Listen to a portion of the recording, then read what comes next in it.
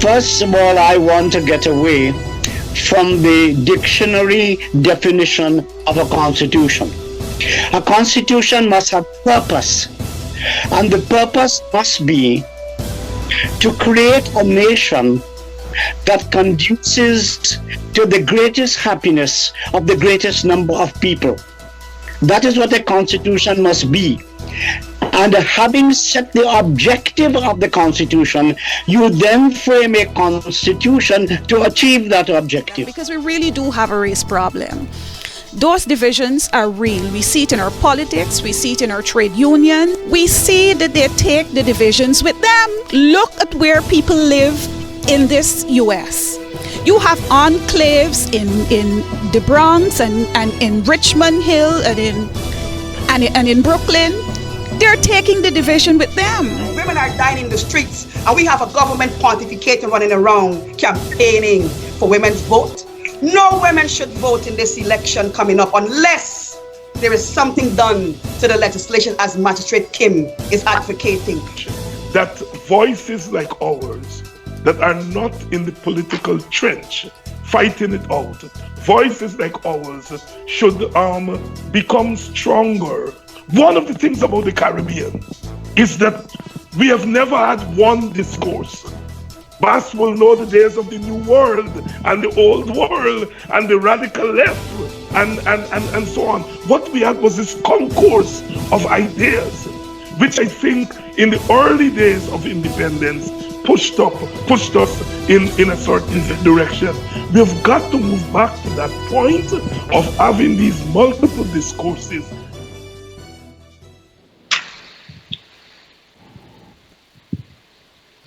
Hi, good evening, everyone, and I would like to welcome you to this evening's program, including viewers on the People's Choice. I would like to thank the team at Globespan 24x7, which includes Mr. Nohar Singh, and of course Devin and Kumar. Now, this evening, as the topic suggests, we are going to be looking at job opportunities in a developing Guyana. As everyone would be aware, for the past nearly a year, we have been heavily focused on what has been happening in our political landscape. And there have been many programs that outline what our focus has been on, and we seem to be moving to some form of resolution. But whilst all of that is going on, we now have 16 discoveries by both Exxon and Tullow, with estimates being now in excess of 6 billion barrels. We have an FPSO that has arrived in our waters in the meantime and is now moving into the commissioning phase. We also have quite a lot of talk on the job opportunities that may exist for Guyanese. So what we want to look at this particular evening is, in particular, these job opportunities. Now, my name is Vishnu Durga. I am the chairman of Action Invest Caribbean Inc. and a private sector representative myself. I have functioned in the Georgetown Chamber, the Off Quarantine Chamber, with the Bureau of Standards. And I currently, at Action Invest, focus heavily on the development of skills to have a more productive workforce. Joining me this evening, we have, first of all, Mr. John Hoosty, who is the CEO of Hoosty Designs, and Mr. Donald Baldeo Singh, who is the president of the Enman Group. I would like to ask, and I'll get started with John, to give us just briefly a little bit more of a background on yourself, your company, and then we'll start delving into the thoughts on tonight's topic. So, John? All right, thank you, Vishnu, and thank you for having me on the show. So my company, Hoosty Designs, we're a software development company, and I always like to start by saying that our mission is to revolutionize the digital landscape for our clients and their customers. So in essence, we focus on two key things: optimizing operations and increasing customer engagement. So our approach is whereby when we meet with a client or with a prospect, we kind of sit and listen and understand what exactly they're ultimately trying to accomplish, and we would prescribe the right solution or a service we can offer. So from the software arm, it's more website development, mobile application development, database development, information systems development. And if it's on the marketing arm, it's covering social media, covering search engine optimization. We've been around for 8 years. We have a portfolio of currently 34 companies we've worked with locally, regionally, and globally. And we are on a wave of digitization right now, which is a primary focus, digital transformations actually. And given where Guyana is headed, I think everyone has realized the importance of technology and that they need to get their digital act together, so to speak. Thank you very much, John. And Donald, a bit of a background on yourself and company. Thank you very much. I'm very happy to be here on this program. I am Donald Baldev Singh. I'm the president of the Enman Group in Trinidad. We are a small group of technology-based companies. We are engineering service and primarily on the electrical side. We have media operations with outdoor billboards and indoor signage. And we do classroom technology, modernizing the classrooms. We're also involved in project development, and one project is the power interconnection project to link the energy markets of Trinidad and Guyana with a submarine power cable. And we have been developers of a large hydropower project on the Mazaruni River for several years, with the intention to promote green energy for the region, ultimately for sustainability. I have served as the chairman of Petrotrin in Trinidad in the late 90s. And so I've been around the energy landscape in the region for some time. Thank you very much for that overview. And this evening, I'll be functioning both as your moderator as well and as a bit of a subject specialist as well, given that our field is in the human resource development area. And in preparation for this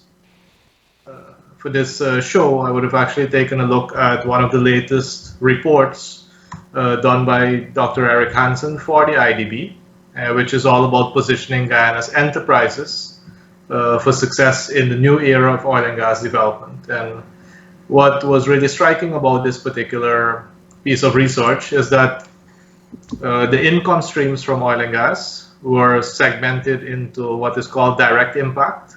So the actual oil and gas operators and the service providers who will actually benefit from the direct spending.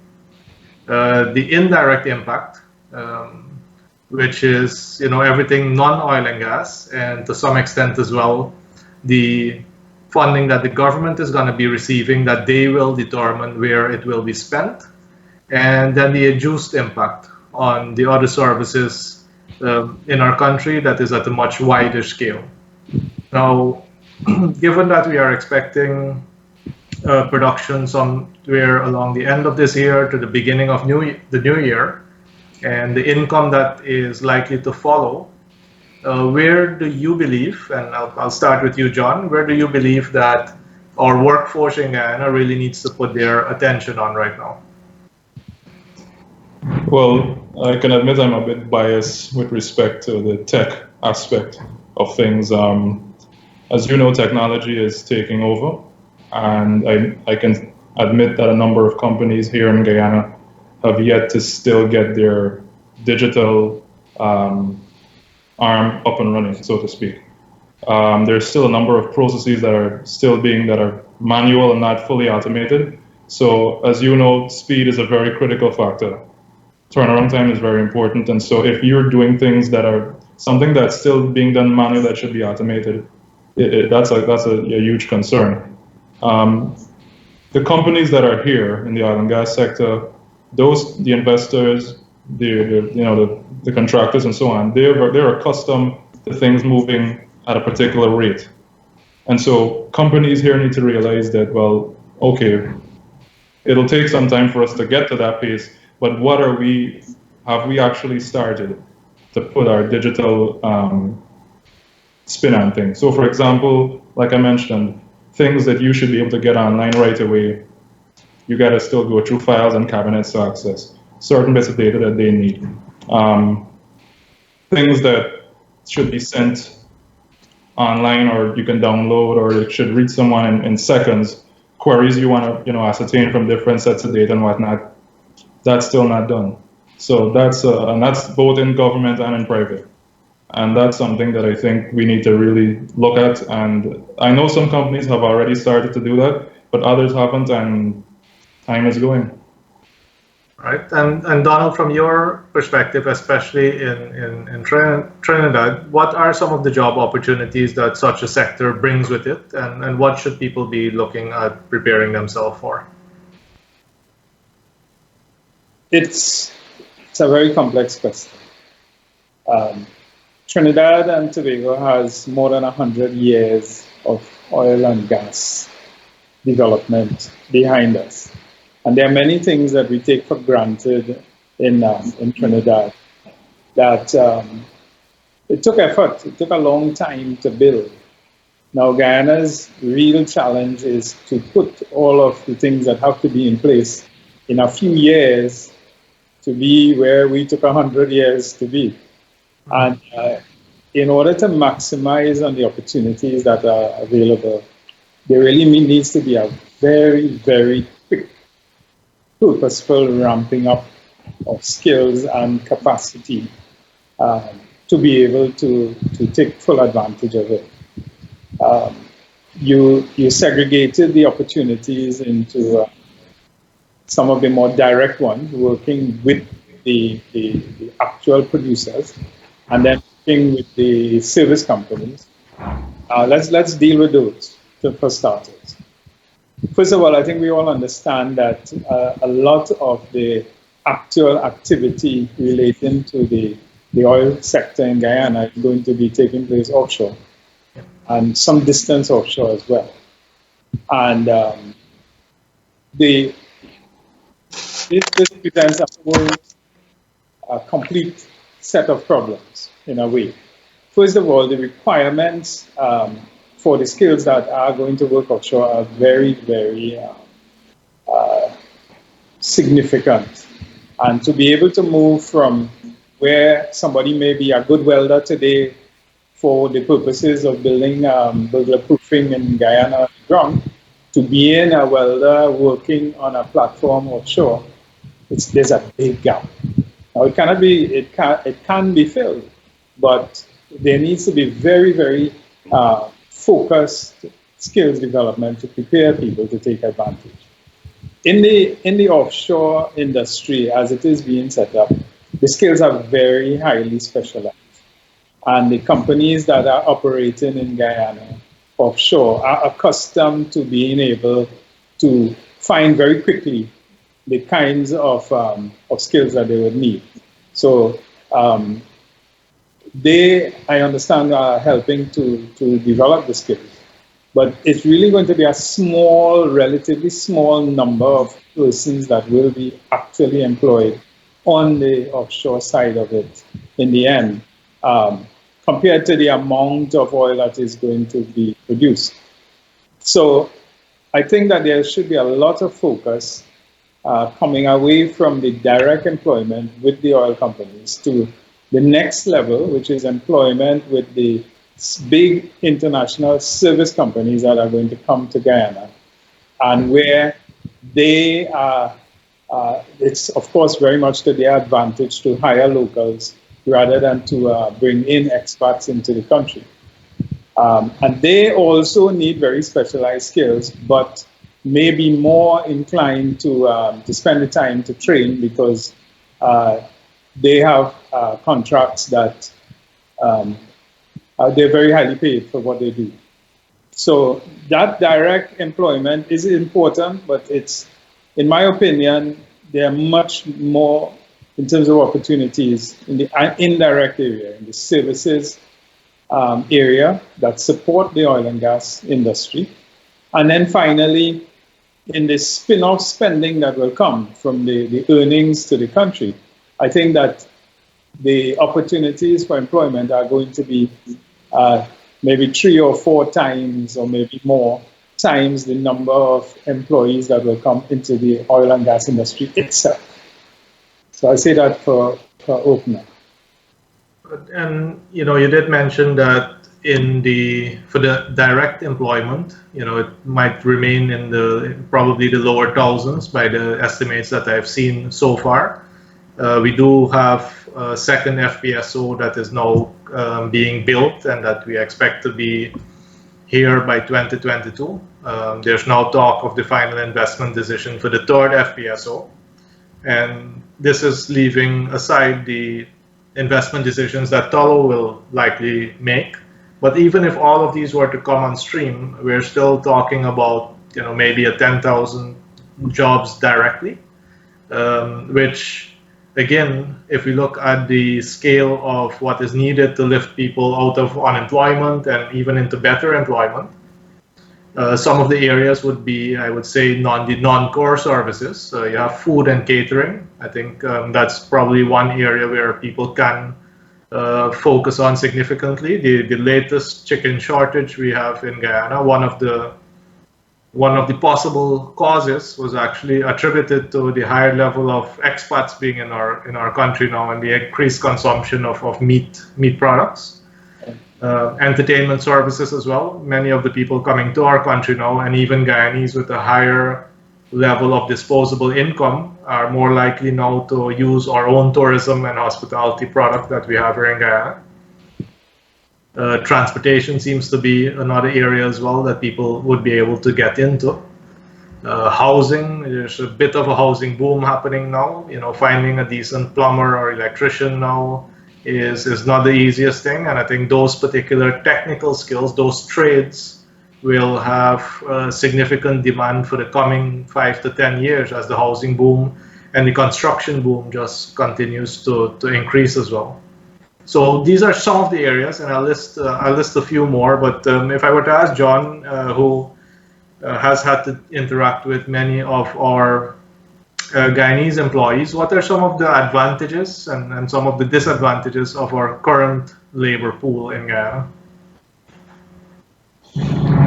Well, from an advantage, I think the advantages is that given where we're headed, as you mentioned, you just listed so many opportunities that are out there.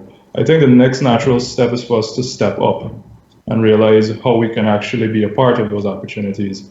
One of the critical things I would say is problem solving, from a standpoint whereby, okay, you just mentioned, I'm looking for a plumber, I'm looking for a caterer and so on.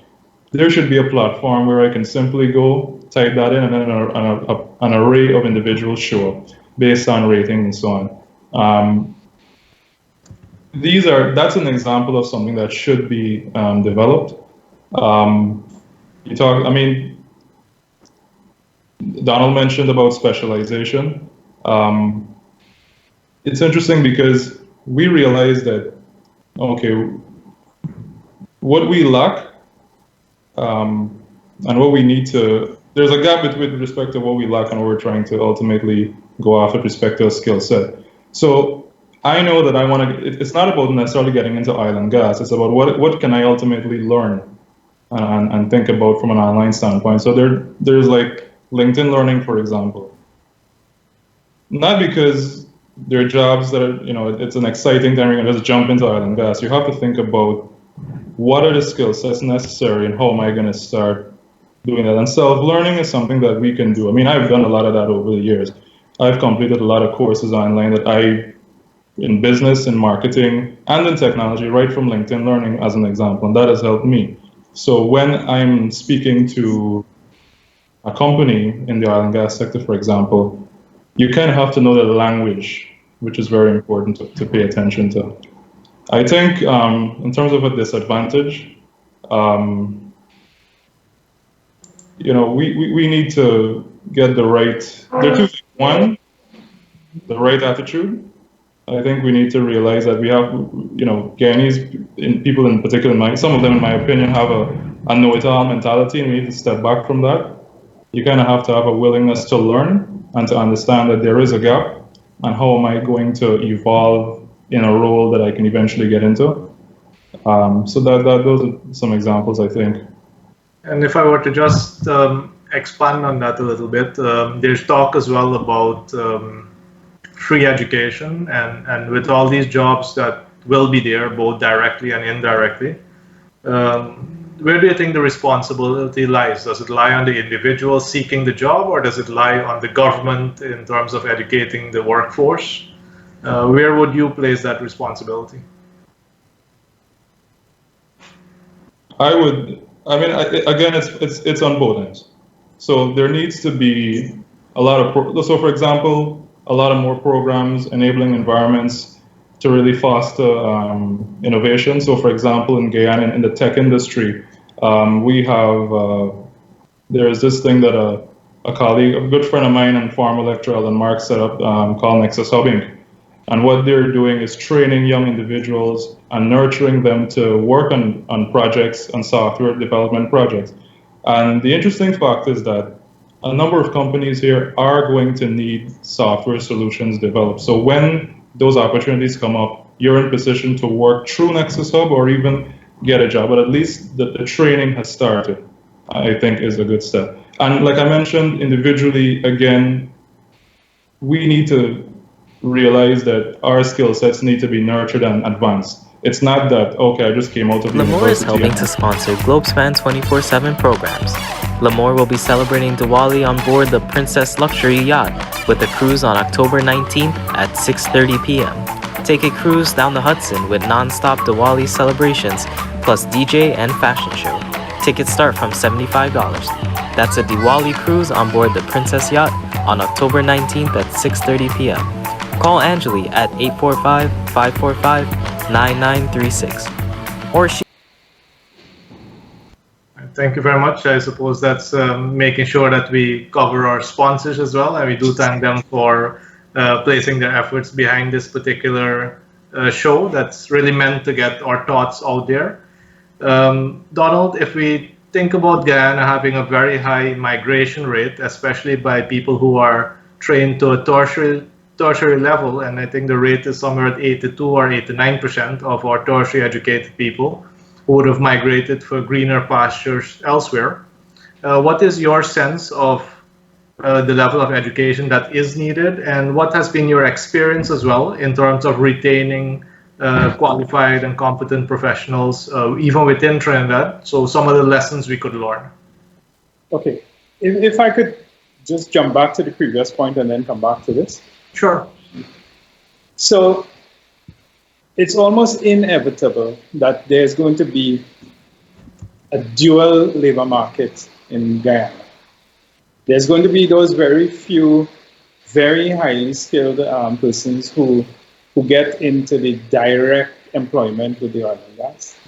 And then there will be the support services, persons who are along more traditional employment pathways, but just they need many more of these skills. Now, to answer a previous question of who pays for this, well, I think that the key stakeholders are the energy companies themselves and all the employers. I think it's very difficult at this stage to expect persons to fund their way through the kinds of training that are necessary to take fullest advantage of the very technical jobs. I'm sure that there's some of it already, but I think that it's one of the things that worked for Trinidad were lots of scholarships in the early days, granted by the oil companies, that also involved going and working at their offices elsewhere in the world to get a very direct, immersive training, and then to come back into the Trinidad and Tobago operations. I think that we have to lean very heavily on the oil and gas producers and even on the major subcontractors who are going to be there on the ground for a long time to support the training efforts. Now, that will help us to take care of the very technical skills. So these would be people who are working on the instrumentation and control systems on the highest part of the operations in terms of the very technical parts of it, very specialized welding and operations of equipment and so on. Those people they either are going to be trained Guyanese who quickly get up to the skills levels by going abroad and getting training, or they're going to be filled by experts. So what we want to do is to think about how to get people who are qualified to move up to that level, to get the right level of training. And I think that has to be a conversation with the oil companies and their major subcontractors. Yeah, After that, sorry? No, go ahead. After that, we're talking about the indirect jobs that will be created. So you talked about the food industry, the hotels, the tourism. Then there are the skilled parts of those, like accountants, lawyers, engineers. These persons have to become trained and qualified to be able to handle the jobs. Now, there's a certain amount of that already in the market, but the market is going to demand much more of it. So then the next part is to expand the training facilities available to Guyanese on the ground. And again, look to the oil companies to assist, because it's in everybody's interest to have more and more skills available in terms of qualified persons. Or else what you're going to have is what we saw for a little while in Point Lisas in Trinidad, where every new petrochemical plant that came in just grabbed people who were already employed in the sector and in the same estate. And what they did is they just spiraled and moved around into higher and higher salaries each time. And until we formed the National Energy Skills Center and really heavily promoted identifying the skills needed and making sure that the numbers were coming out, and that eventually led to the University of Trinidad and Tobago to supplement the University of the West Indies. Only then we were really able to start to break out of that employment salary spiral and into satisfying the market. So I'm just coming back quickly to the point that you'll have a dual labor market, because those who enjoy the salaries of the energy sector will be much higher paid than those who are sometimes providing the same skill resource but outside of the energy sector. And that has to be managed, or else the rest of the economy suffers, because you cannot employ people in the other traditional areas because you can't pay them, because they want to jump over onto the energy sector.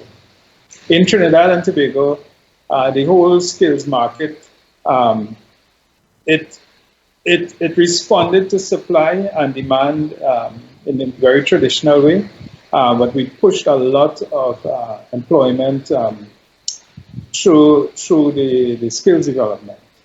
Now, there are many, as you say, very qualified Guyanese nationals living abroad, first generation and second generation. I think they will naturally come back, but what they would want is social infrastructure compatible with where they currently live. They want the entertainment, they want the schools for their children, they want hospitals and so on par or close to what they are enjoying elsewhere. So in order to attract those back, we have to put the infrastructure in place to support them, housing and transport and all of these things. Now, I see quite a few comments by Mr. Norman Aslam, and some of the comments are that policy, regulations, and legislation are way behind in our oil and gas sector. He also made note that we currently do not have the expertise, but by partnering with contractors around the world who do have that type of expertise, it will allow for that transfer of skills over time. You yourself mentioned as well that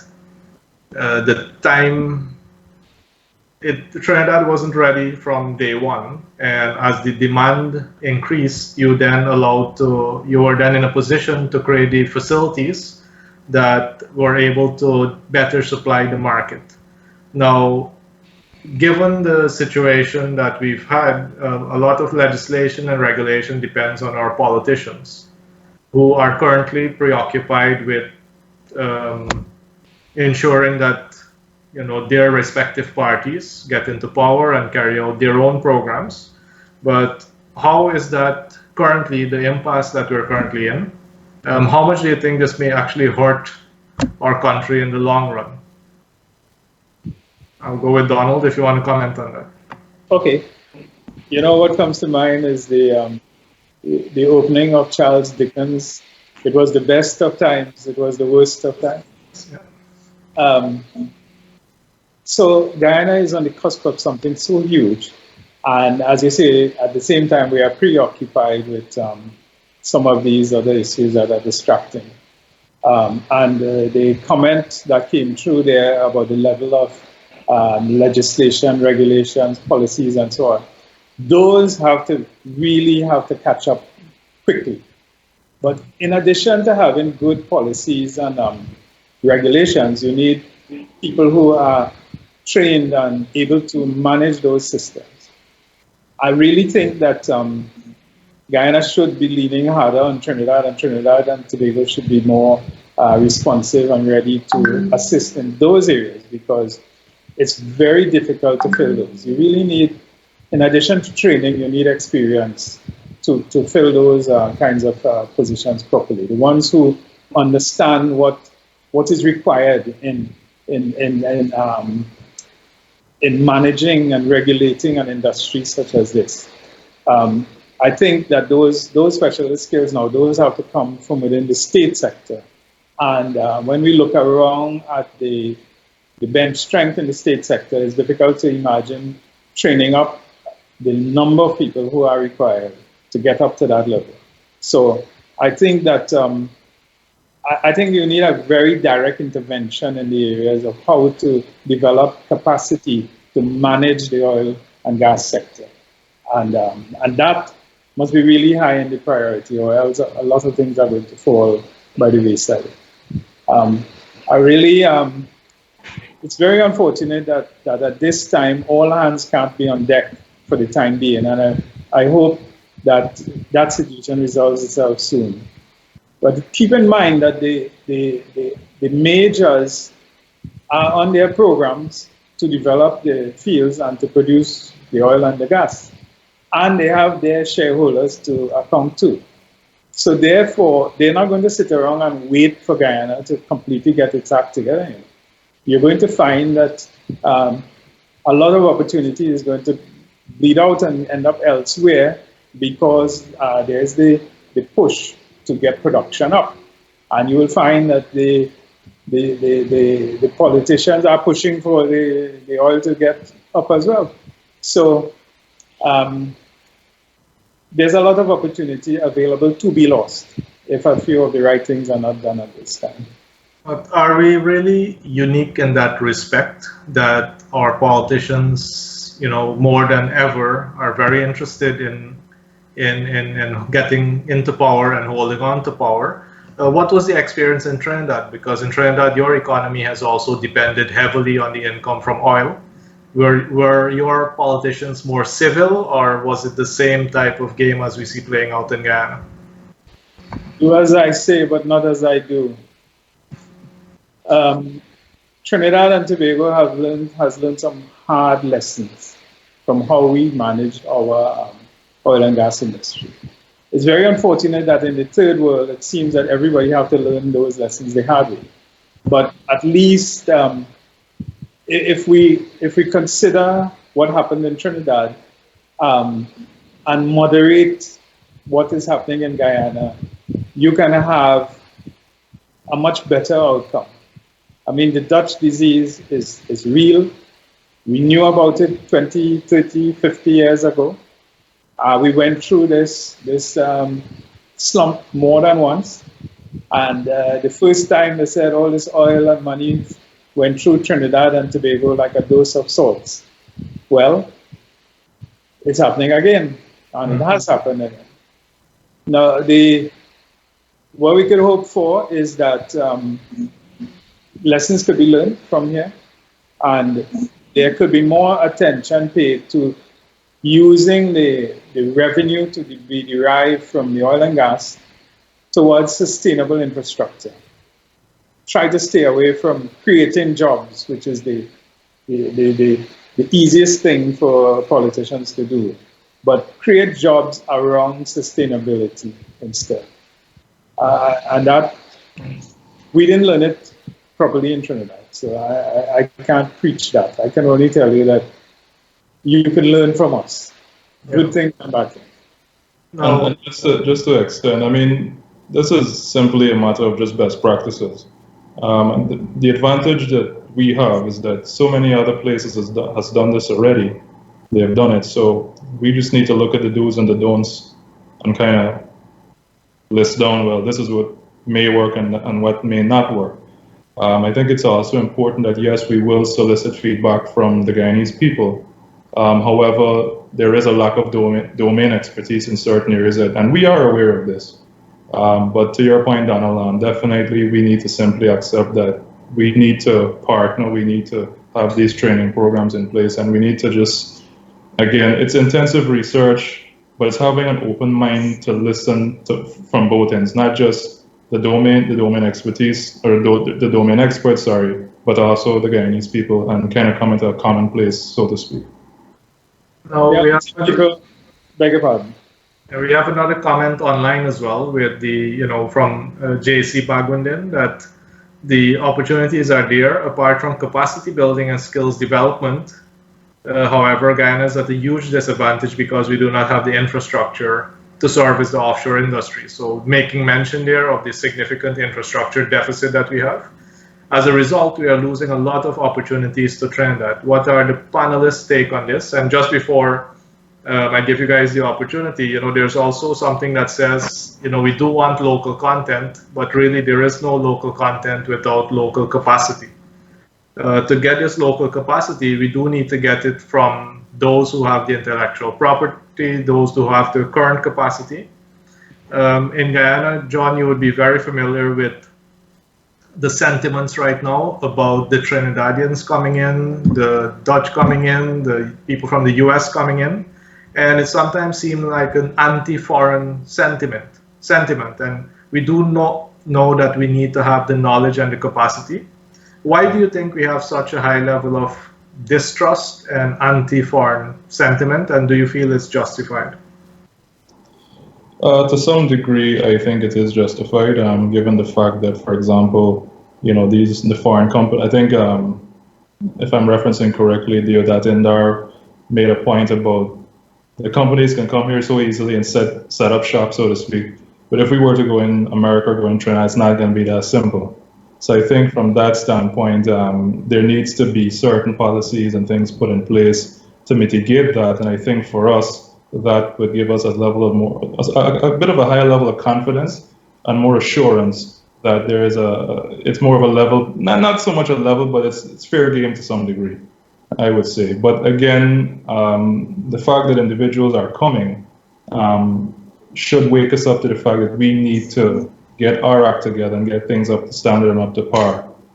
For me, or at least for my company, what we realize is listen, we know where the limitations are.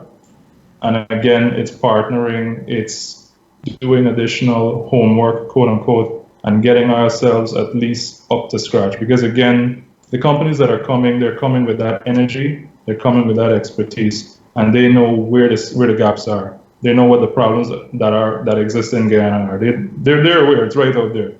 So we need to at least look internally and say, okay, we know what the problems are too. Let's start tackling these one time. Let's get on it right away. Because if we don't, we're going to be vulnerable. And then I think at the end of the day, can we really blame the situation for those coming? So, yeah. Donald, your thoughts on the mistrust towards foreign companies right now, is it justified? And if, what advice would you give to your fellow Trinidadians and the Trinidadian companies that are eyeing Guyana?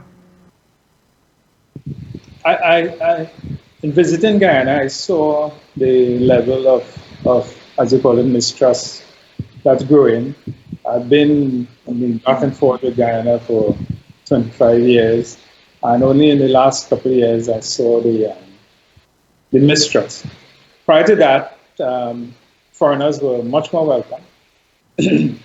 I think that Guyanese people hurt a lot from simple things relating to Trinidad, like delays at the airport in Trinidad and so on. And now that things are changing, they go back to those times. But I hope that they also remember all the benefits they had from partnering with Trinidad and Tobago, not the least of which was a huge write-off of debt that Trinidad and Tobago gave to Guyana some years ago. And I hope that we look at things more in balance and get past the little emotional thing that them Trinis coming here to take we work. Somehow I find that the sentiment doesn't seem to be as bad with people who are non-Trinidadian, but maybe I'm biased. But I think that we should get to the realization that to maximize on the opportunity, there needs to be partnering. To be able to offer yourself to the oil companies and their subcontractors and their subcontractors is going to take some effort and upgrading. In Trinidad, we understand a lot of this. I fear that sometimes the Trinidadians that come over make themselves sound like they know too much. And they don't understand that even we have to come and understand the culture. We think we understand the culture of Guyana, but we really don't until we spend time on the ground. Because a Guyanese visiting Trinidad gets immersed in the Trinidadian culture, and we don't really understand until we spend time in Guyana, those cultural sides of it. And we have to go and learn what is motivating persons on the ground, where they're coming from in terms of their level of understanding of the industry or industries in general, and where they see themselves wanting to go, and then work more closely with Guyanese companies and individuals to grow together to be able to take advantage of the opportunities, which are for small companies. The opportunities are infinite in the oil and gas sector in Guyana. Why I say it's infinite is because there's no way that a small and medium-sized company could take advantage of all the opportunity that is available to it. So if I had an infinite pie, I should be willing to share large amounts because what is left is still going to be very, very big. And I think that we have to get to a point where we understand that. I actually, in recent times, have been hearing a prediction from a notable economist in Trinidad that says that by 2025, more than 60,000 new jobs need to be created in Guyana. I find that phenomenal. Where is that going to come from? How are the skills going to be upgraded? You mentioned about Guyanese coming home. I think that is going to be part of it. There are going to be many immigrants into Guyana looking to take advantage of the opportunities. And I'm really happy to hear that there's a sentiment that Guyanese need to be prepared for it. But I don't blame the typical Guyanese worker or even small business for not being ready at this moment. This is something that we've never seen before. Even now, it cannot be imagined what is going to happen. So taking advantage of it really means a lot of collaboration, a lot of effort in understanding it, and then preparing and being ready to change as we prepare, because what we prepare for is going to be different as it is happening, because it's growing so rapidly. Yeah, and for some of us who are in direct contact with oil companies, we can feel that level of activity as production is set to come on stream. There are many people who have not actually felt it as yet. They've neither felt the indirect impact or the induced impact. And a lot of skepticism would also reside there with them. Now, we also had another comment here that the developers and producers are not going to wait till Guyana to step up Guyanese to step up their game. For them, it is about spotting that opportunity. One of the positives is that for a very long time, Guyana has been trying to attract foreign direct investment. This is now happening in large volumes. We do need to make sure that we set ourselves up in order to actually benefit from all this foreign direct investment. And sometimes we also have to recognize that with large foreign companies coming in. They bring a lot of capital into our country as well, a lot of intellectual property into our country. And in many cases, their returns are not immediate. And we have found that many Trinidadian companies, US companies, they would employ for almost any job that could be done locally first, because in one case, the salaries that can be paid to Guyanese are higher than what we normally expect in Guyana. There's also a bit of a controversy going on that Guyanese are not being paid as much as the Trinidadians. I'm going to ask you for your thoughts on that. But for some of these companies, hiring Guyanese even at equal salaries still costs them less because they don't have the transportation and accommodation costs that come along with it, which means that Guyanese employees get paid regardless if the foreign company makes a profit or not. And that is also something that we have to consider because there might be Guyanese companies who may not have the capital or the expertise to plug in and to invest at this point in time. Now, John, if I jump over to you, first of all, what is your opinion on the salary scales from what you've been exposed to that Guyanese should be expecting if they either work for a foreign company or a local company? What's your advice to them? My advice to the individuals or to the... Yeah, to the individuals when it comes to salaries, because we might also be having some misconceptions that because we now are an oil-producing nation, that the salary should be across the board much higher than. All right. So what would be your advice? Well, there's a notion that you have to start somewhere. I do understand the sentiment that we should be paid some more. In some cases, I think I remember reading online something the other day about Guyanese workers out on the offshore being paid a very low figure. That should be something that is paid attention to. But I think what's important is again for us to realize that we are starting off at a point. There's enormous room for growth, tremendous room for growth. Based on your skill set, you will get paid so much. But the important thing for you to realize is that salary will increase, but it's important for us to also make sure that the companies are staying true to that. So in other words, if I started at this particular date, a year and a half later, I should not be making the same thing. So we need to see at least the evolution of that salary, so to speak. But it's also, but here's the interesting part of it. What I think would be useful or sensible to some degree is, yes, you are making so much, but if there's a way to work in training into that or coaching in some degree, I would say. I think that is something in Guyana that is not significantly done in roles or in employees, and that coaching and training. So you kind of stay in a role and you stay at a salary level for more than you should have. And I think if you can enforce or at least put in place something whereby you can, okay, in taking this job, there is going to be training, maybe an additional days, but the other side to it is that salary will go up. Because again, at the end of the day, there's a limitation in terms of how much we know, but it is true that I think the companies and the government needs to make sure that if companies are coming here, the salary needs to be fair. Let us also make sure that if they believe it is not fair, to utilize our Guyanese agencies or labor agency to bring this to their attention.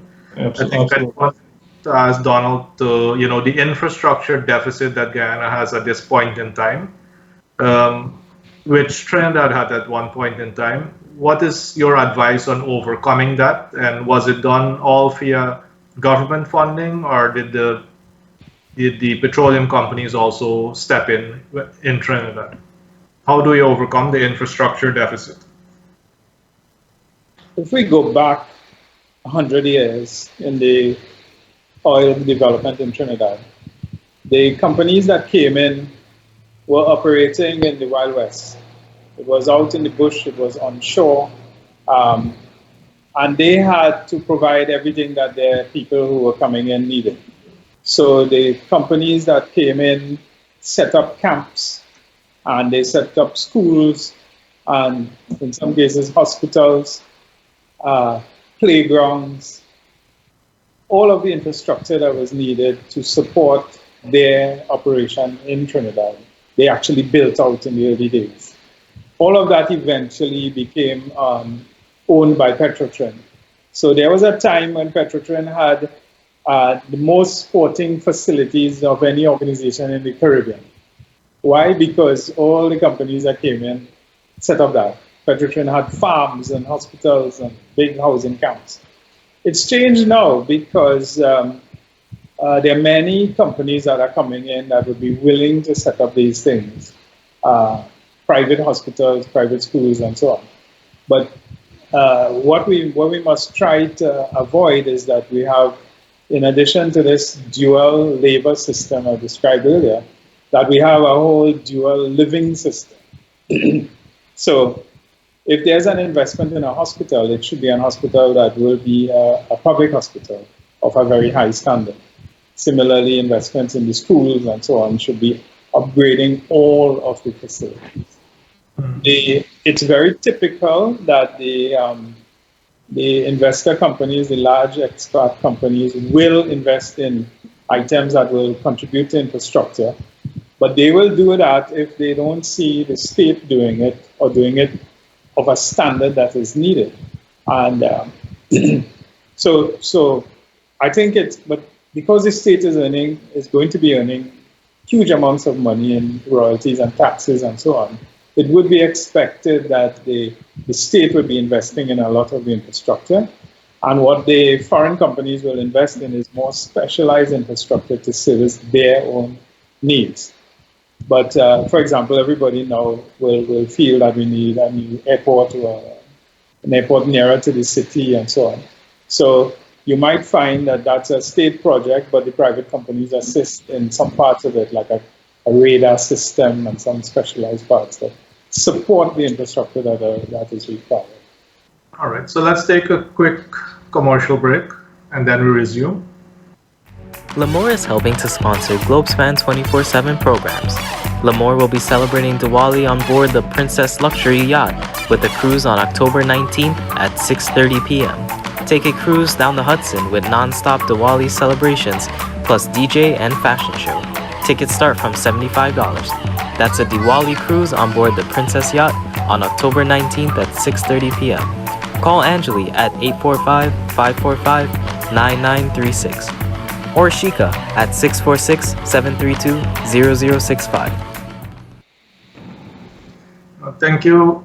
Welcome back. If we look a little bit at the future as well, oil and gas will do what it has to do. If we compare it with Trinidad with 80-something plus wells producing about 65,000 barrels per day now, Guyana with just a single well will be starting to produce 120,000 barrels per day. And this will be done offshore. So unlike Trinidad, where the onshore and nearshore created quite a lot of labor-intensive jobs, created a lot of employment, we're not expecting all of that. So where should people focus on? And if I were to look at that same study again, sustainable and smart agriculture is one that is looked at. The Caribbean has a very large food import bill. And Guyana is blessed with very good agriculture, very good arable land. And it's one of the areas that could be further invested on. Sustainable travel and tourism as well. Construction, we will be going through an extended construction boom through this country. So the skills that are necessary in construction.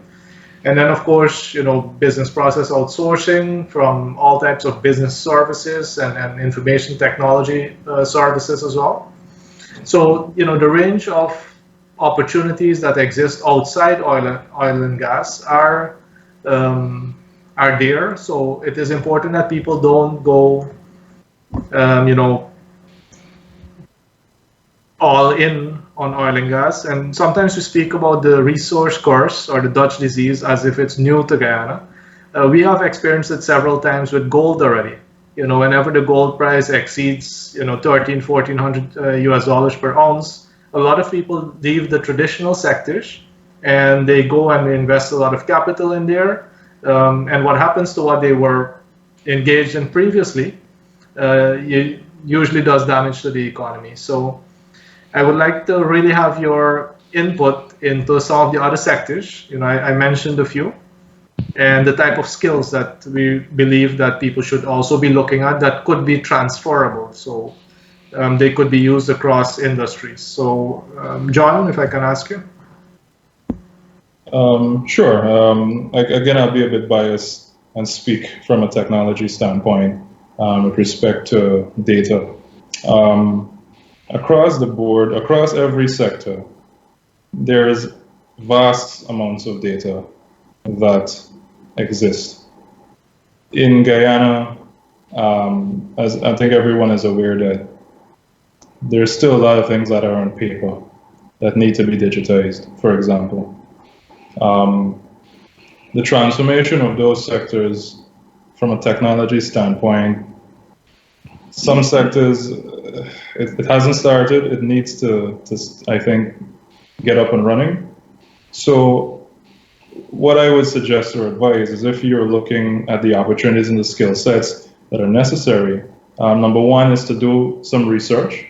You can, again, and again, to my point earlier about best practices, looking at other countries, looking at Trinidad, looking at Ghana, looking at Norway, for example, seeing how those sectors developed when that oil and gas industry was built and nurtured and expanded over time. If you do the research, you will have an understanding of how I can get into this, my role to play, so to speak.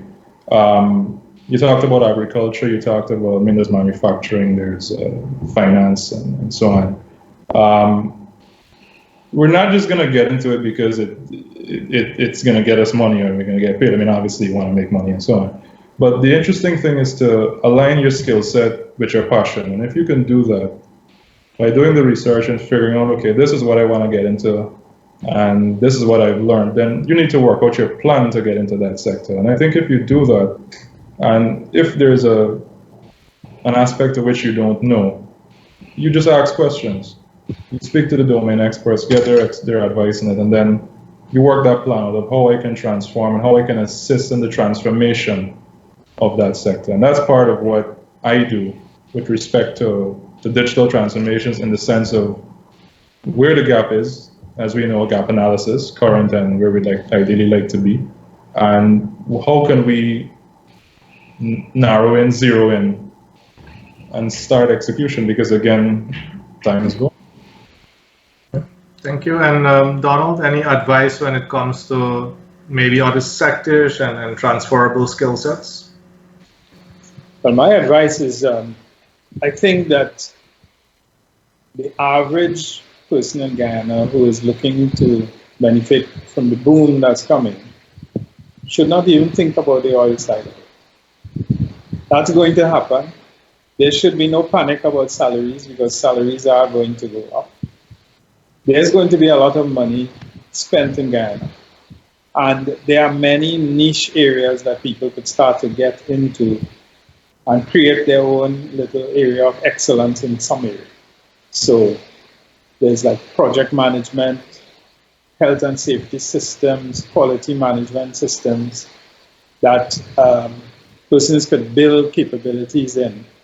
There are some of the trades that would be transferable to the energy sector and come back at the low seasons in the energy sector, which will happen.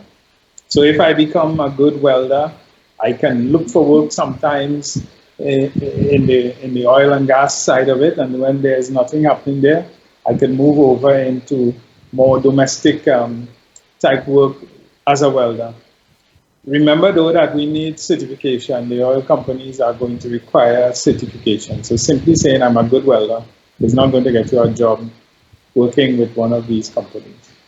I think that in terms of sustainability, the country would be looking at, you mentioned some of them, food, potable water, energy of the future, which is renewable energy, managing waste, and there will be and manufacturing, as we mentioned. And all of this can be done using resources that will come out of the oil sector. I am sure if a good project goes to one of the major oil companies that is involved with food, and talking about creating a food, just a narrow area of food, packaging and so on for export and for use within Guyana. They will support projects like that because they understand the need to get the other parts of the economy working, or else you're going to find that there's a lot of unhappiness in the country, which is not good for anybody. I think that we have not talked in this whole conversation yet about indigenous people. How are they going to participate in the whole thing, the whole boom that is going to happen? What is going to happen for them? How is it going to affect their quality of life, which could be positive or negative if not managed properly? And that is a whole sector that has to be managed. I think that areas, I wish I was 30 years old and able to come to Guyana at this time and just stay, because I would be doing so many different things that may not be related to oil and gas, but would benefit from the industry itself. I mentioned patience earlier. I think that given all the history, people are anxious for things to happen. I gave a public lecture a couple of years ago, and people were asking, when will I start getting my check in the mail from the oil company? So I think what we have to do is to manage the expectations of the population too. Make sure people understand how the industry is going to work and how the benefits are going to come out. And you might find that the population is able to press for the kind of sustainable infrastructure that we need at this time. Trinidad and Tobago, at the end of all of these booms, we still don't have a medical system that we could be happy about, or an education system. You have the opportunity from now to build those things properly in place well for the future. Thank you. And 1 hour has flown by so quickly. So in order for us to wrap this up, I would like us to be able to make our closing statements. And in that respect, I would like you to maybe direct your closing statements to, let's call it the leaders of the country, which in many cases amounts to the politicians that we currently have on both sides of the divide. What advice could you leave with them in your closing statements, given the point where Guyana is currently? Let me get started with Donald.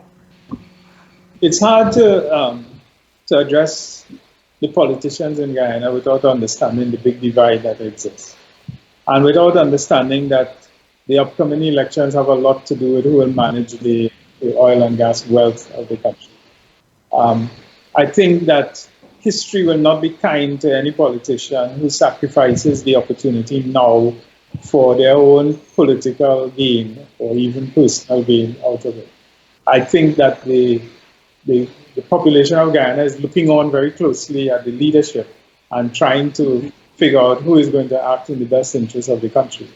And I advise, look at Trinidad again. We didn't do everything right, but we did get a lot of things right in the end.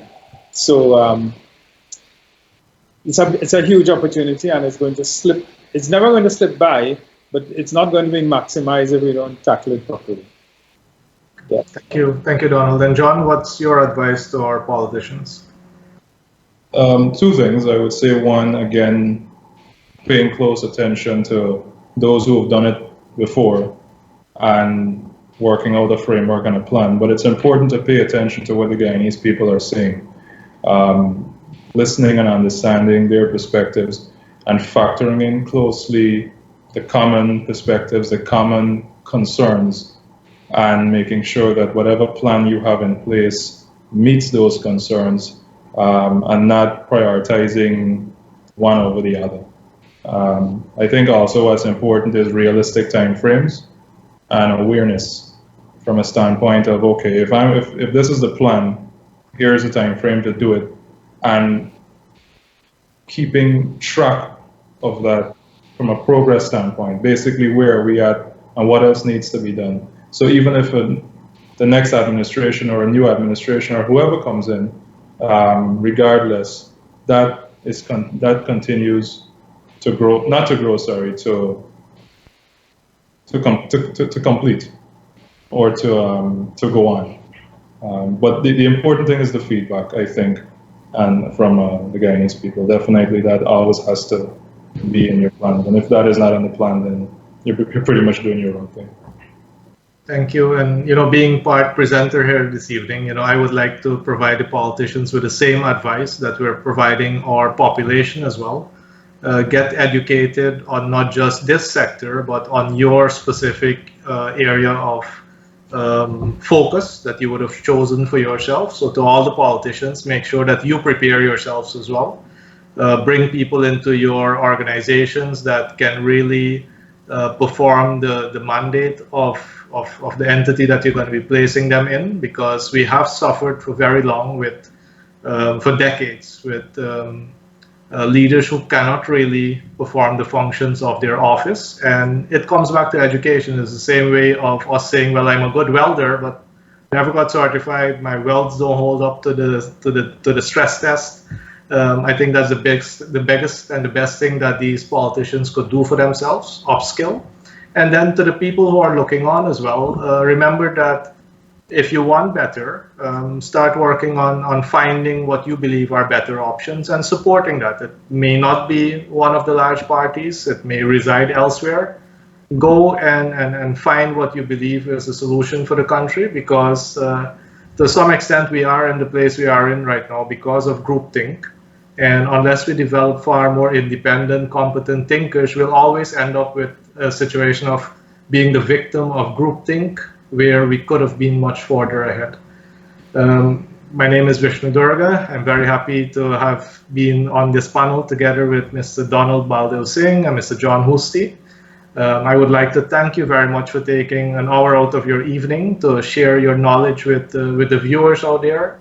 I'd like to thank each and every viewer as well for taking the time out to listen to us and to make your own conclusions and decide for yourself what it is that you want to do next.